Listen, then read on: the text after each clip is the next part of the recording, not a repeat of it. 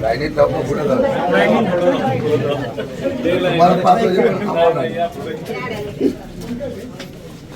पुढे नका रे. काही दिवसापासून जे मुद्दे मांडण्यासाठी मी यशस्वी झाला असेल, माझे नेते आणि पक्षाचे सर्व समूह प्रचारामध्ये ज्या पद्धतीने त्यांनी मुद्दे मांडले असतील त्याचा विचार करून जनतेचा उठाव आहे आणि चांगल्या प्रकारचं मतदान होईल असा माझा विश्वास आहे. लोकांना काय आवाहन कराल? लोकांनी मतदानासाठी बाहेर पडणं. सर्वांना मी विनंती करेन, उन्हाचा तडाखा आहे तरी पण सर्वांनी मतदानात हक्क बजवा.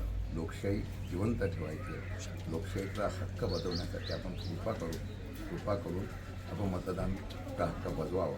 आणि मला माहिती आहे की सातारा जिल्ह्यातील यशवंतराव चव्हाणांच्या विचाराची, छत्रपती शिवाजी महाराज शाहू फुले आंबेडकरांच्या विचाराची जनता ही निश्चितपणाने या लोकशाहीचं मतदानाचा हक्क बजावतील अशी मला खात्री आहे. सर, पहिले जे 2 टप्पे पार पडले त्यात मागच्या वेळेसपेक्षा कमी मतदान झाले. सातारकरांबद्दल काय विश्वास आहे? प्रचाराच्या मध्ये हाच मुद्दा घेतला होता की मागच्या 2 टप्प्यामध्ये जे काय 50% वरती मतदान झालं नव्हतं त्याबद्दलच्या बाबतीमध्ये उन्हाचा आणि तिथल्या असलेल्या काही याच्यामुळे उशीर झाला असेल किंवा झालं नसेल, पण तुम्ही प्रत्येक बैठकीत आणि सभेमध्ये आव्हान केलेलं आहे की सर्वांनी जास्तीत जास्त मतदान करून सातारा जिल्ह्यातल्या मतदारांनी हक्क बजावा अशा प्रकारची मी विनंती करतो.